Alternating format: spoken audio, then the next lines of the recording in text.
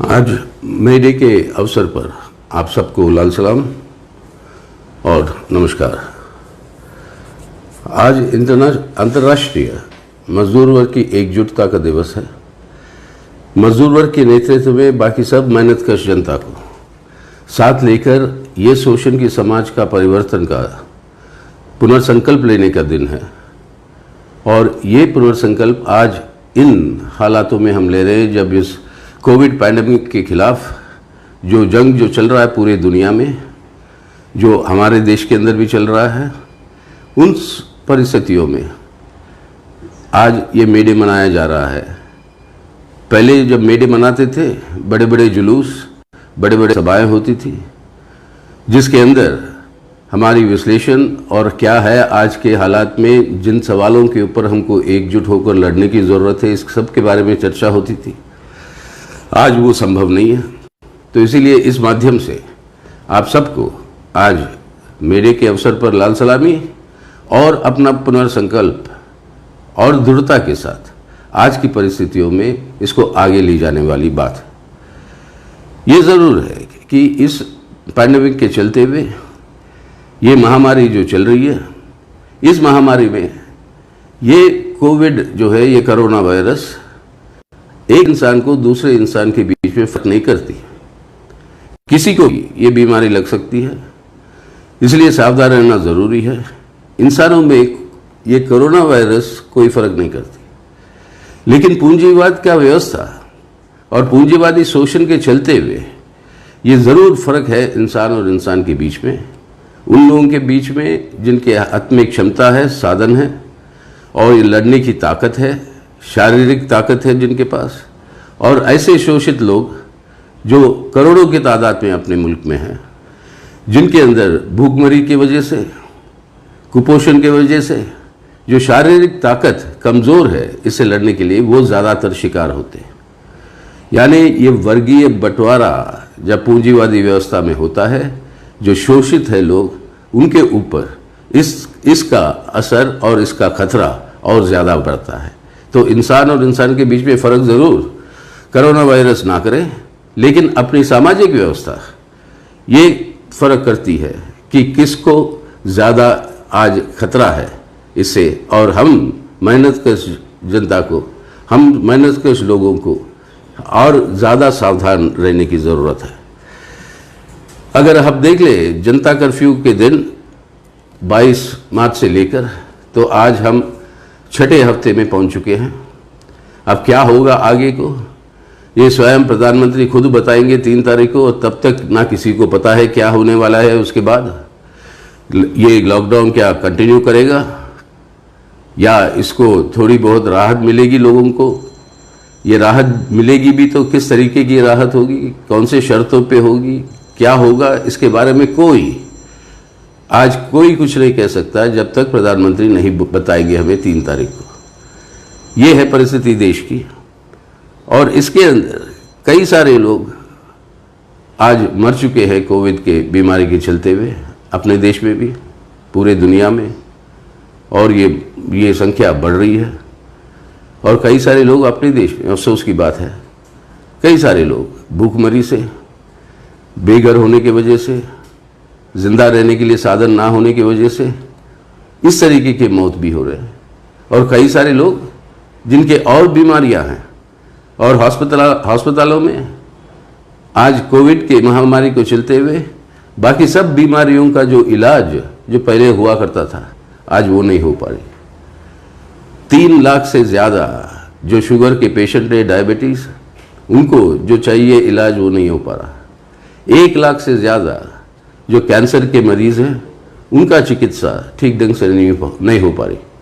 3 लाख से ज़्यादा बच्चे जिनको टीके लगते, हम सबको लगे थे अपने बचपन में, जो टीकों से हम बचते हैं बहुत बड़े बड़े खतरनाक बीमारियों से, वो टीके नहीं लग पाए। और हमारे गर्भवती माँ जो देश का भविष्य को पैदा कर रहे हैं, उनको जो टीके की ज़रूरत है लाखों की तादाद में, उनको वो नहीं मिल रही। ये परिस्थिति तो नहीं चल सकती। इस कोरोना वायरस के चलते हुए लोग मर रहे हैं और बाकी कारणों की वजह से भी लोग मर रहे हैं। इसको सुधारने की ज़रूरत है। लेकिन ये जो कोरोना वायरस आया क्यों, कई सारे अपने कॉमरेड खुद सवाल पूछते हैं कि ये क्या चीज़ क्या है, ये चीज़ क्या है। देखिए, एक गलतफहमी में हम सब रहते हैं कि एक बार हम पैदा हो गए, एक बार मानव जाति पैदा हो गई, उसके बाद ये एवोल्यूशन जो जिसके चलते हुए हम भी आए थे, अपनी मानव जाति भी आई थी, कि सबका ये गलतफहमी है कि एवोल्यूशन बंद हो गया। नहीं, वो चल रहा है। नए नए किस्म के कीटाणु पैदा हो रहे हैं, नए नए किस्म के कीटाणुओं की सृष्टि हो रही है, और ये कीटाणु क्या है ये इसको समझने में समय लग रहा है। अब ये बात आ गई कि क्योंकि चीन के अंदर ये पहला केस आया था, तो ये चीन से पैदा हुआ है ये कोविड। अब ये कहना असंभव है, क्योंकि केरला में सबसे पहला केस आया था भारत में। क्या आप अब ये कहेंगे केरला की वजह से ये कोविड जो है अपने भारत में फैल रहा है? ये कहाँ से आया इसका कोई अनुमान नहीं। लेकिन है क्या चीज़, इसको ये मालूम करने में 1 महीने से ज़्यादा समय लग गया पूरे दुनिया के वैज्ञानिकों को। चीन के अंदर जब प्रकट हुआ, उन्होंने पहले समझा ये वही पुरानी बीमारी है। पहले नीपा जैसे एक बीमारी थी, बर्ड फ्लू था, स्वाइन फ्लू था, कभी सार्स करके एक और बीमारी पैदा हुई। वो समझ रहे थे कि इनमें से कोई एक चीज़ है। लेकिन जब पता चला जांच करने से कि इनमें से कोई वो नहीं है, ये अलग किस्म की है, और जाकर मार्च को ये पहला केस वहाँ पर हुई थी दिसंबर में चीन में। मार्च 11 को दुनिया के जो स्वास्थ्य संस्था है WHO के ने डिक्लेयर किया ये कोविड-19 पैंडेमिक के नाम पे। इतना समय लगा है कि ये क्या चीज़ है, और तब पता चला ये फैलती कैसे, और इसलिए ये सब सावधान जो हमें लेने पड़ते हैं। आज ये कहा जा रहा है कि सामाजिक दूरी रखिएगा, गलत। यही वही पूंजीवादी व्यवस्था के खेल है। सामाजिक दूरी का मतलब क्या है? सामाजिक भेदभाव नहीं, जो रखना है दूरी वो है शारीरिक दूरी और सामाजिक एकजुटता। इस लड़ाई में सब मिलकर ही हम जीत पाएंगे। अगर इसके अंदर भेदभाव करने की कोशिश करें तो लड़ाई कमज़ोर हो जाएगी। इस तरीके की बीमारियां कई बार दुनिया के सामने आ चुके हैं, अपने ही मुल्क में आ चुके हैं। 1890 के दशक में एक बहुत बड़ा प्लेग आया था। उस ज़माने की ब्रिटिश हुकूमत ने इस मरीजों को सबको कैंपों के अंदर घुसाकर वहाँ पर जो है बेड़ियों के जैसे उनको बंद रखा, ताकि ये बीमारी प्लेग ना फैले बाहर। और उन कैंपों के अंदर निश्चित रूप से लोग मरी जा रहे थे, और उन हालातों के खिलाफ वहाँ पर लोगों के अंदर एक विद्रोह पैदा हुआ। और उस विद्रोह में वो प्लेग कमिश्नर जो था पूना का, रैंड करके, उस कमिश्नर की हत्या कर दी 2 नौजवान छात्र, शेपेकर भाई दोनों, जो MA के छात्र थे। उस ज़माने में 130 साल पहले, और उसकी जो हत्या हो गई, उसके बाद वहाँ पर इस हालतों में एक नया कानून ले आया ब्रिटिश हुकूमत ने, जिसे वो कहते हैं एपिडेमिक डिजीजेस एक्ट। और एक कठोर प्रावधान उस कानून के अंदर थे, और यही एपिडेमिक डिजीजेस एक्ट ही दूसरे रूप में रूपांतर करके आज अपने डिजास्टर मैनेजमेंट एक्ट के रूप में है, जिसको लागू किया मोदी सरकार ने।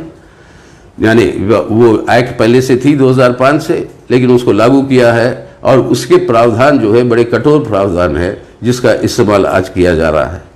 उसी समय 130 साल पहले जब बाल गंगाधर तिलक ने किस तरीके से ब्रिटिश हुकूमत वो प्लेग के मरीजों के साथ व्यवहार कर रही है उसके खिलाफ जब लिखा गया, तब एक और नया कानून ले आए, और वो कानून था सेडिशन एक्ट। और वो सेडिशन एक्ट का इस्तेमाल तब से लेकर जो राष्ट्रीय आंदोलन में महात्मा गांधी को, बाकी कई सारे लोगों को हुकूमत के खिलाफ लिखने के आरोप में, उन सब के ऊपर सजा ली गई। आज भी वो सेडिशन एक्ट लागू है अपने देश में, आज भी उसका इस्तेमाल होता है। और आज भी जैसे कन्हैया जैसे अपने छात्र नेताओं के ऊपर आज भी वो सेडिशन एक्ट लगा हुआ है। कई सारे हमारे सामाजिक जो चिंतक है, जो शोषण के खिलाफ आवाज़ उठाते हैं, उनके ऊपर ये सेडिशन एक्ट लगा हुआ है। तो ये किसी भी महामारी के चलते हुए कोई भी सरकार इस परिस्थिति का इस्तेमाल करके कठोर कानून ले आने की कोशिश करेगी, जिसके चलते हुए लोगों के ऊपर उनका अंकुश और तेजी से बढ़े। ये तानाशाही रुझान है, हर बीमारी के साथ इस तरीके की बात आती है। लेकिन इस तरीके की बीमारियां कई बार हुई अपने देश में। दुनिया के अंदर कहा जाता था 10 करोड़ लोगों की मौत हुई थी उस समय, एक 100 साल पहले की बात है, जब वो उस समय की जो प्लेग जो हुई थी, अपने हिंदी के एक बहुत बड़े कवि, एक बहुत बड़ा चिंतक, जिसने कई पीढ़ियों को प्रभावित किया और आज भी करते रहे, निराला, सूर्यकांत त्रिपाठी निराला, वो लिखते हैं 1917 के उस बीमारी जो फैली हुई थी, जब गंगा नदी में शव जो है वो बिखरे हुए पड़े नजर आते थे, नदी भरी हुई थी लोगों के जिनकी मौत हो गई थी। निराला जाते हैं उनके गांव में, क्योंकि संदेश आता है कि हालात बहुत ख़राब है। गांव पहुंचने से पहले उनकी बीवी गुजर जाती, कई सारे रिश्तेदार गुजर जाते हैं, और बच्ची जो उनके गोद पे रात को सो गई थी, वो सुबह उठती नहीं है।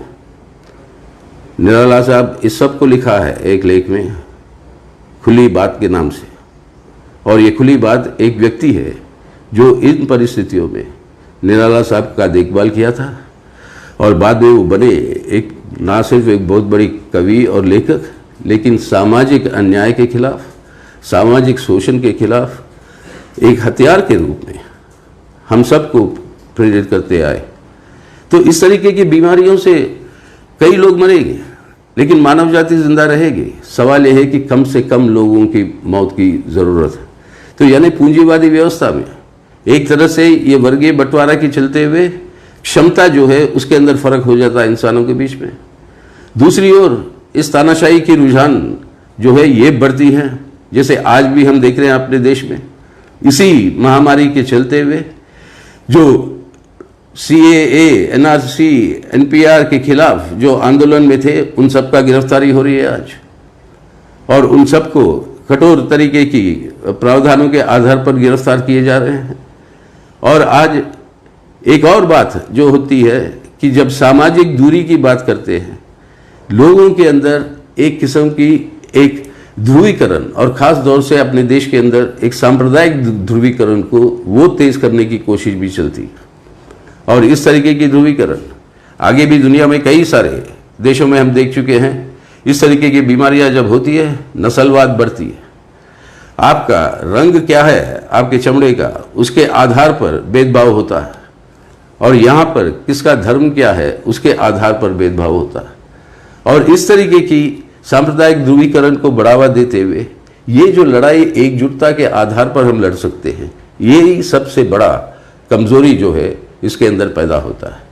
तो पूंजीवादी व्यवस्था के अंदर एक बीमारी से लड़ने के लिए भी इस तरीके की दिक्कतें आती है। इसलिए आज मे डे के अवसर पर जब हम पुनर्संकल्प लेते हैं इस शोषण की व्यवस्था को मिटाने की बात, तब ये हमें जरूर समझना है कि इस तरीके की महामारियों से बचना भी है आने वाले दिनों में, आने वाले पीढ़ियों को। तब भी इस व्यवस्था को बिना बदले एक एकजुटता के आधार पर, एक बिना शोषण के आधार पर हर इंसान को एक क्षमता दे इस तरीके की बीमारियों से लड़ने के लिए। ये काम जब तक हम पूरा नहीं कर पाएंगे तो सही ढंग से इस तरीके से बीमारियों से आगे को हम नहीं बच पाएंगे। तो इसलिए आज मे डे के दिवस पर ये व्यवस्था को बदलना है, ये हमारी पुनर्संकल्प, इसे और मजबूत करनी चाहिए। लेकिन इसी व्यवस्था के चलते हुए पूंजीवादी व्यवस्था में एक और बात होती है। आज हमारे देश के अंदर ही नहीं, पूरे दुनिया में मेहनतकश जनता के ऊपर कठोर सारे हमले हो रहे हैं। लाखों करोड़ों की तादाद में लोगों की नौकरियों की छटनी हो रही है, तनख्वाहों के अंदर कटाई हो रही है। सरकारें कहते हैं कि छटनी नहीं होनी चाहिए, हमारे प्रधानमंत्री भी कहे 3 महीने के लिए किसी की छटनी नहीं होगी। लेकिन वास्तविकता क्या है, जमीन पर देखिएगा आप, सभी क्षेत्रों में, सभी संस्थाओं के अंदर आज जो है इस तरीके की अब बेरोजगार होते जा रहे लोग बहुत बड़े बड़े तादाद में।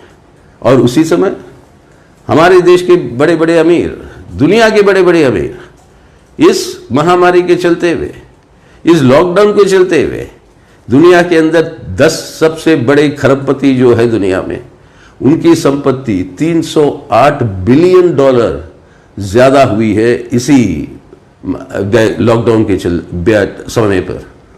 अपने देश में सबसे अमीर व्यक्ति जो आज हमारे देश के अंदर है, अंबानी साहब, उनके रिलायंस कंपनी का 17.7% मुनाफा बढ़ता है इस लॉकडाउन के पीरियड में। मुनाफा उनका बढ़ता है, संपत्ति उनकी बढ़ती है, लोगों की नौकरियों की छटनी हो रही है, भूख से लोग मर रहे हैं, बेघर लोग भटक रहे हैं सड़कों पे, जबकि उनकी शारीरिक दूरी रखनी चाहिए। उस समय पर एकजुट होकर एक झुंड में, भीड़ में, वो हजारों किलोमीटर चलकर अपने घर पहुंचने की व्यवस्था में कई सारे लोग रोड पर आज भी हैं। ये एक तरफ लोगों की व्यवस्था वो, और अमीर लोगों के मुनाफे और बढ़ते जा रहे हैं। और वही रिलायंस कंपनी नौकरियों की छटनी कर रही है, ये कहते हुए कि आज जो है कोई धंधा नहीं चल रहा है, मुनाफे बढ़ रहा है, लेकिन छटनी होगी मजदूरों की। तो ये जो व्यवस्था है, इसको आज बदलने की जरूरत है। मे डे की खास बात क्या थी कि हजारों, मतलब आप कई दशकों की लड़ाई लड़ने के बाद मजदूर वर्ग ने एक अधिकार प्राप्त किया कि हर दिन 8 घंटे से ज्यादा काम नहीं करेंगे। 8 घंटे का दिन और वेतन उनको, और 5 दिन या 6 दिन, कुछ देशों में 5 दिन हफ्ते में, कुछ देशों में 6 दिन काम करने की अधिकार लड़ के मजदूर वर्ग ने हासिल की। आज उसी के ऊपर हमला। कई सारे मुल्कों में इस 8 घंटों को बढ़ाकर और आगे ले जा रहे कई सारे घंटे। अपने देश में केंद्र सरकार की ये प्रस्ताव है, जिसको 4 राज्यों ने ऑलरेडी लागू किया हुआ है, कि 8 घंटे की जगह मजदूरों से कहा जा रहा है कि अब 12 घंटे काम करना पड़ेगा हर दिन। तो इस तरीके की जो मौलिक जो अधिकार है 8 घंटे की, उसी के ऊपर हमला जो हो रही है। तो आज जरूरी है इस मे डे के अवसर पर ये जरूरी है कि हमें आज इस व्यवस्था के खिलाफ अपनी लड़ाई, इस महामारी के खिलाफ अपनी लड़ाई, इस लड़ाई को हमें आज जो है आगे ले जाने की पुनर्संकल्प, और ये पुनर्संकल्प को हमें आज और मजबूत करने की ज़रूरत है। आज महामारी से बचना ज़रूर है, लेकिन ये महामारी किस तरीके से आई और किस हालत में आज है अपने देश में। पहला ये केस इसको कोरोना वायरस का उभर कर आया अपने भारत के अंदर 30 जनवरी को, इस साल के 30 जनवरी को। दुनिया के अंदर उभर कर आया था दिसंबर में, और 30 जनवरी को ये उभर कर आया था केरल के अंदर, पहला केस पकड़ा गया था। और केरल की सरकार, वामपंथी सरकार, वहां पे 25 जनवरी से ही, यानी 5 दिन पहले, जब तक कोई केस नहीं आया था, लेकिन ये दुनिया की हालत देखते हुए एक वामपंथी सरकार वहां पे उस राज्य में वो तय करती है कि आज इसके खिलाफ, इस खतरे से बचना है तो हमें भी सावधान रहने की जरूरत है। और कंट्रोल रूम्स पूरे जिलों में वो कंट्रोल रूम का घटना स्थापित हो जाते हैं, और वहां से नए डॉक्टरों की भर्ती, नए नर्सों की भर्ती, और हॉस्पिटलों की व्यवस्था को सुधार कर अगर ये बीमारी फैली तो उसके लिए हम तैयार रहें। ये 25 जनवरी से शुरू हो जाती है केरल में। इसलिए आज पूरे दुनिया में केरल की मॉडल की बात हो रही है। मॉडल है क्या? अगर कोई भी बीमारी किसी के पास है, कोई पॉजिटिव का टेस्ट हुआ, तो आप पता करिए वो उनके परिवार के अलावा कौन कौन लोग हैं जिसके साथ वो संपर्क में आया, उन सब की टेस्टिंग करिए। और इस तरीके से इस फैलाव को रोकने में कामयाब हो रही है केरला। अब ये काम पूरे देश में क्यों नहीं हो सकता था? 30 जनवरी को पहला केस आता है केरल में। ये बात छोड़िए, दिसंबर को दुनिया में आया था, तब से सतर्क होनी चाहिए थी। लेकिन 22 मार्च तक हम जो है कुछ करते नहीं हैं। जनता कर्फ्यू का ऐलान वो होता है 22 मार्च को, यानी आपके जनवरी से लेकर फरवरी मार्च के 22 तारीख तक सरकार कुछ नहीं कर पाई। दुनिया का अनुभव क्या है आज? अगर आप देखिए, चीन हो या वियतनाम हो, एक भी मौत नहीं हुई वियतनाम में इस कोरोना वायरस को लेकर। क्यूबा हो, कोरिया हो, आपके ये समाजवादी देशों के अलावा केरला, जहां पर आपकी ये स्वास्थ्य व्यवस्था मजबूत है और सरकारी जिम्मेदारी है स्वास्थ्य व्यवस्था की, वहां पर इस बीमारी से बचाव जो है और ज़्यादा अच्छी तरीके से हो रही है।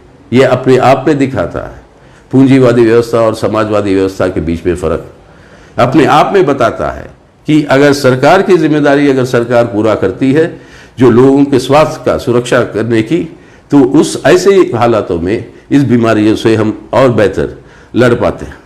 लेकिन जनवरी 30 तारीख से मार्च 22 तक क्या हो रहा था मुल्क में, जब सतर्क होनी चाहिए थी? एक तरफ से आपके फरवरी के 24 तारीख को नमस्ते ट्रंप आयोजन होता है आपके गुजरात के अंदर। हमारे देश के प्रधानमंत्री स्वागत करते हैं आपके अमेरिका के राष्ट्रपति महोदय को। लाखों की तादाद में लोग वहाँ पे इकट्ठा हुए, लाखों की तादाद में लोगों को वहाँ पे लाया गया है, जबकि पहला कोरोना वायरस का केस आ चुका था देश के अंदर 30 जनवरी को। 24 फरवरी को आप ये नमस्ते ट्रंप करते हो, और आज हालत क्या है गुजरात के अंदर? आज क्या है? सबसे तेजी के साथ अगर ये फैल रही है वहाँ पे, तो आज हालत क्या है? सतर्क क्यों नहीं रह पाए हम? और दूसरी ओर आप जो है मध्य प्रदेश के अंदर जहां पर भी हालत बहुत खराब है इस महामारी का, मध्य प्रदेश के अंदर आप वहां पे चुनी हुई सरकार को गिराकर भाजपा की सरकार की गठन करने के लिए शपथ ग्रहण लेते हैं अब खुले मैदानों में, जहां पर हजारों की तादाद में लोग जमा होते हैं और इकट्ठा होते हैं। और आज हालत क्या है मध्य प्रदेश के अंदर, भोपाल के अंदर जहाँ पे ये हुई? या एक और बात लो, आप जो है अनुमति देते हो ये तबलीगी जमायत के लिए। तबलीगी जमायत को जिसको भी आयोजित किया था वो गैर जिम्मेदारी है, वो बहुत बड़ी गैर जिम्मेदारी है, लेकिन उनको अनुमति दिया कौन? यही तबलीगी जमायत वो कोशिश कर रहे थे कि महाराष्ट्र में करने की, महाराष्ट्र की सरकार उसको अनुमति नहीं देती, तो दिल्ली में कैसे मिली उनको अनुमति? कैसे मिला उन विदेशियों को जो मलेशिया, इंडोनेशिया ऐसे देशों से आ रहे जहाँ पर महामारी फैल रही थी उस समय, और उनको जो है वीज़ा मिलता है, देश की सरकार देती है, देश के अंदर आते हैं। क्या उनका टेस्टिंग हुआ या नहीं हुआ? ये देश के अंदर आके भी कई सारे जगहों पर जाने के लिए उनके लिए इजाज़त है। अब ये सब जो हो रहा है, इसके चलते हुए ये जिस समय हमें इसको सावधान रहना चाहिए था इस महामारी से बचने के लिए, वो समय जो है हम इस तरीके के कामों में लगी रही सरकारें, और लोगों का ध्यान जो है इस सतर्क रहने की जगह वो जो है इस तरीके की हम सावधान नहीं रह पाए, और जिसका नतीजा आज जो है ये फैलाव जो नज़र आ रहा है देश में। और दूसरी ओर ये समय जो मिला था हमें दिसंबर से ही हमारे स्वास्थ्य व्यवस्था को सुधारना की ज़रूरत थी, डॉक्टरों के लिए या अपने देश के अंदर हॉस्पिटलों की जगह के लिए। अगर जगह कमी है तो आप जो आपके निजी अस्पताल है, निजी जो आपके प्राइवेट क्लिनिक्स है, इन सब को जो है इस्तेमाल करना चाहिए था। सरकारी कानून के आधार पर ये प्रावधान होनी चाहिए थी कि निजी व्यवस्थाओं में भी ये सुविधाएं मिलेगी लोगों को, लेकिन ये काम नहीं हुआ। अरे बड़े पूंजीवादी देश स्पेन जैसे, स्पेन ने पूरी की पूरी वहां पर जो प्राइवेट जितने भी अस्पताल है, नर्सिंग होम है, उन सब की राष्ट्रीयकरण कर दी। और ये काम राष्ट्रीयकरण की बात छोड़िएगा, लेकिन उनका इस्तेमाल करने के लिए कोई भी पहले से सोचा था? नहीं। आज हालत क्या है? हमारे डॉक्टर, हमारे लिए नर्स जो देखभाल कर रहे हैं मरीजों की, उनकी रक्षा के लिए जो इक्विपमेंट चाहिए, पर्सनल प्रोटेक्टिव इक्विपमेंट बोलते हैं, PPE, वो इक्विपमेंट की भारी कमी है, जिसके चलते हुए वो खुद शिकार हो रहे हैं इस कोरोना वायरस के। अगर वो शिकार होंगे, उनकी जान ले जाएगी, तो आपको और हमें बचाने वाला कौन है? तो आज उनके लिए ये व्यवस्था करने की उसके अंदर कमी थी, अब दूर करिए उसको फौरन।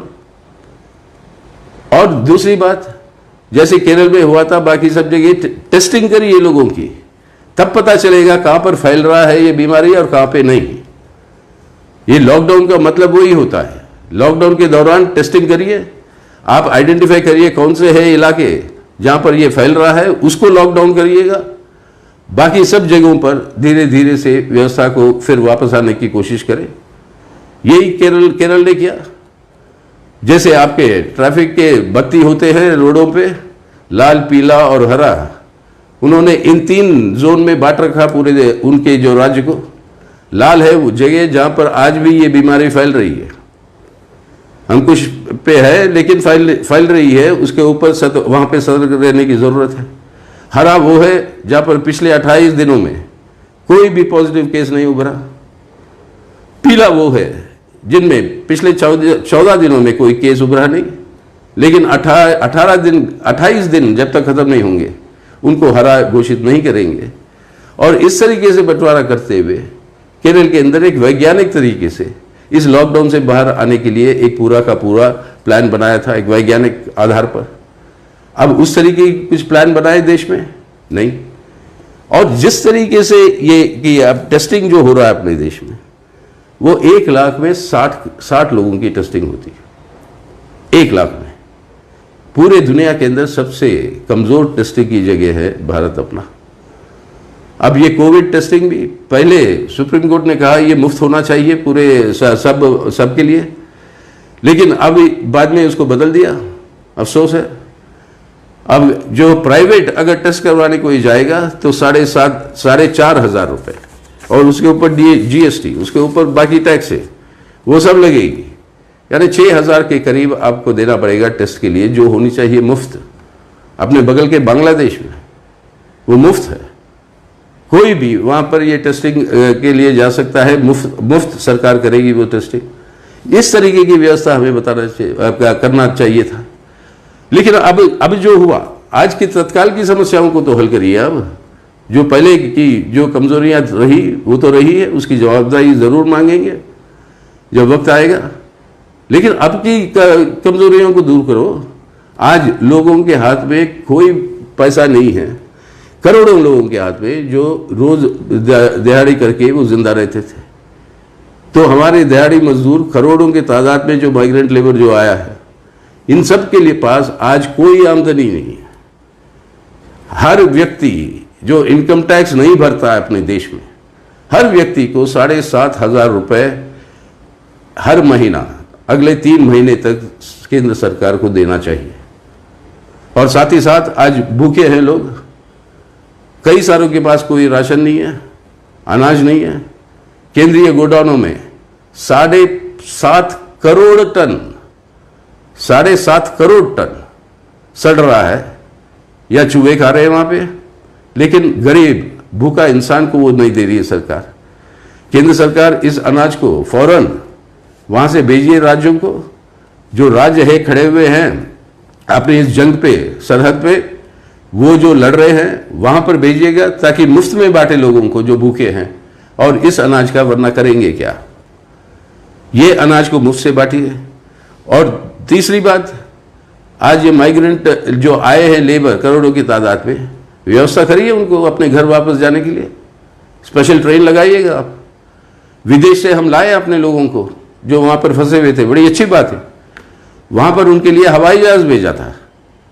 यहां पर हवाई जहाज को छोड़िएगा, अपने ही देश के लोगों को, अपने भाई बहनों को अपने घर पहुंचाने के लिए ट्रेन तो लगवाइए, रेलगाड़ी तो चले, ताकि वो अपने घर तक पहुंच सके।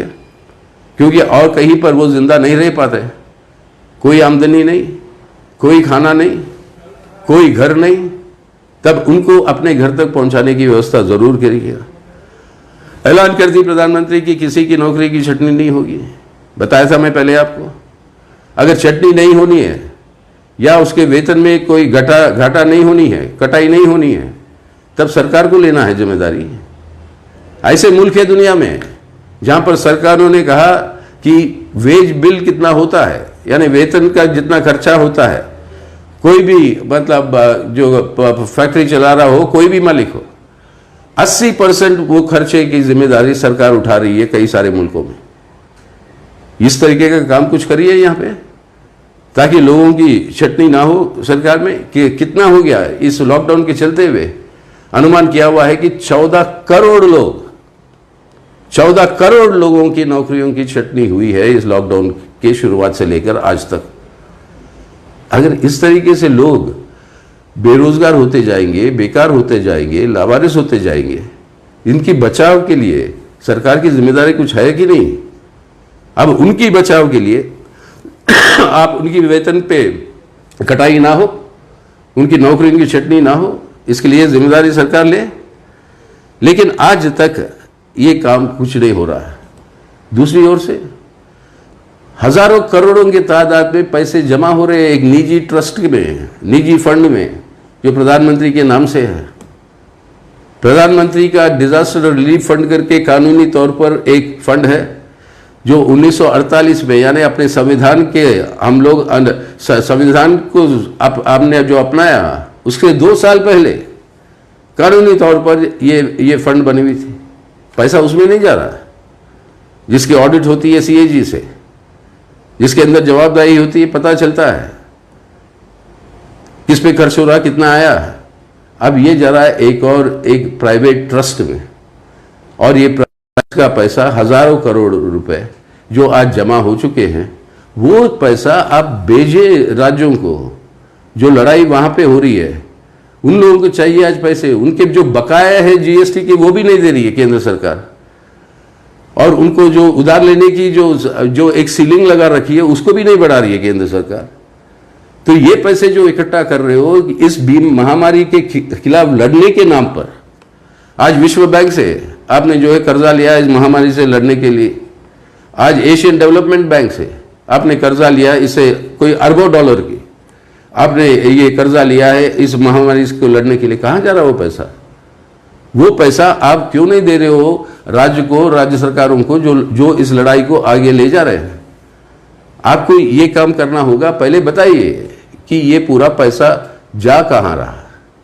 याद है, याद करिएगा हम सब कि पुलवामा का घटना जब हुआ, उसके बाद वहां पे जो शहीद हुए अपने जवान, उन शहीद जवानों को राहत के लिए एक फंड, ऐसी एक निजी ट्रस्ट बनी थी भारत के वीर के नाम से। कई करोड़ का 100 करोड़ जो है रुपए इकट्ठा हुए। उन हमारे शहीदों के परिवारों को कितना मिला? क्या कुछ व्यवस्था कर पाए हम? क्या हुआ उस पैसे का? कोई जवाबदारी कहीं है? तो आज ऐसा ना हो कि ये फंड भी जो प्रधानमंत्री के नाम पर इस महामारी से लड़ने के लिए इकट्ठा हो रहा है, उसका भी ये हालत ना हो। फौरन इस पैसे को आप दीजिए, आप इसको पैसे को दीजिए राज्यों को, ताकि वो इस महामारी से ठीक ढंग से इस लड़ाई को आगे ले जा सके। तो सबके लिए, आप जो बेरोजगार होते जा रहे हैं उनकी रक्षा की ज़रूरत है। 7,500 रुपये हर महीना जो इनकम टैक्स देता नहीं, उन लोगों को हर महीना 7,500 रुपये 3 महीनों के लिए आप दीजिएगा। और अनाज जो आपके पास पड़ा हुआ है गोदामों में, उसको मुफ्त में बांटिएगा लोगों के बीच में, ताकि भूखमरी ना बढ़े। तो आइए, ये हमारे सामने ये बहुत बड़े संकट है, इसको हमें लड़ने की ज़रूरत है, इसके खिलाफ हमें लड़ने की ज़रूरत है। तो आज के दिन, अब पता नहीं 3 तारीख को क्या घोषणा होगी, क्योंकि मोदी साहब तो अब हमारे प्रधानमंत्री कभी भी किसी भी प्रेस कॉन्फ्रेंस में आते नहीं हैं। दुनिया के सब नेता हर दिन मीडिया के सामने जाते हैं, उनके सवालों का जवाब देते हैं। अपने देश में मुख्यमंत्रियां, खासतौर पर केरल के मुख्यमंत्री, हर दिन शाम को 6 बजे वो जो है मीडिया के सामने जो भी सवाल है उन सवालों के जवाब देते हैं, और ये विश्वास दिलाते हैं कि सरकार के कंट्रोल में है सब कुछ व्यवस्था। ये विश्वास नहीं आता अपने, सिर्फ एक तरफा उनकी ऐलान आती है, जिसको लोगों को पालन करने की आदेश आता है। तो आज 3 तारीख को क्या होगा पता नहीं, लेकिन हमें, हमारी पार्टी के सभी साथियों को, हमारे शुभ चिंतकों को, और अपने जितने भी जो जन संगठन हैं, जैसे CITU, अपने महिला समिति, छात्र, नौजवान, अपने किसान सभा, खेत मजदूर सभा, ये सभी लाखों की तादाद में अपने कॉमरेड आज ज़मीन पर, जिनको राहत चाहिए, ये राहत के काम में लगे हुए हैं। ये हम और मजबूत करना है, हमें जनता के साथ रहना है। और कई सारे प्रांतों में हमने राशन बांटे हैं, लोगों को ठिकाना दिया है, उनको व्यवस्था किए हैं, लेकिन सरकार के ना करने की वजह से इस तरीके से जो करना है, ज़रूर राहत तो मिली कुछ लोगों के लिए, लेकिन इसको और बड़े पैमाने पर ले जाना। तो आज हमें सतर्क रहना है साथियों। ये पुनर्संकल्प जो ले रहे हैं मई दिवस पर, इसका मतलब है जनता के बीच में, जनता के साथ उनकी ज़रूरतों को पूरा करने की जितनी हमारे पास क्षमता है, उस क्षमता को इस्तेमाल करके कोशिश करें। एक और से दूसरी ओर से आप इस महामारी को इस्तेमाल करके जो एक कठोर प्रावधान वाले कानूनों का जो इस्तेमाल हो रहा है, जिसके चलते हुए जो अधिकार लड़ के हासिल किए हैं मजदूर वर्ग, 8 घंटे हर दिन काम करने की जैसे बातें हैं, उनके ऊपर और कई सारे और जो अधिकार है मजदूर वर्ग के और मेहनतकश जनता की, उनके ऊपर हमले हो रहे हैं। उसके खिलाफ अपनी लड़ाई करने की ज़रूरत है। महामारी के नाम पर इस शोषण की व्यवस्था में जो शोषित जो वर्ग हैं, लोग हैं, उनके ऊपर उनकी क्षमता को और घटाने की बात हो रही है। इस हालत में बेरोजगारी बढ़ रही है, भूखमरी बढ़ रही है। अब इसके खिलाफ लड़ने की ज़रूरत है और महामारी को इस्तेमाल करके जो हमारे देश के अंदर एक सामाजिक ध्रुवीकरण जो करने की कोशिश हो रही है, खास तौर से ये सांप्रदायिक ध्रुवीकरण जो करने की कोशिश हो रही है, ये इस महामारी की लड़ाई को ही कमज़ोर करती है। उसके खिलाफ भी हमें एकजुट होने की ज़रूरत है। तो आइए हम सब मिलकर आज इस पुनर्संकल्प को और मजबूत करेंगे। यही इस मेले के अंदर हमारी संदेश है और पार्टी की तरफ से इस लाल झंडे के सलामी करते हुए इस संघर्ष को हम और तेज़ी से आगे ले जाएंगे। इनकलाब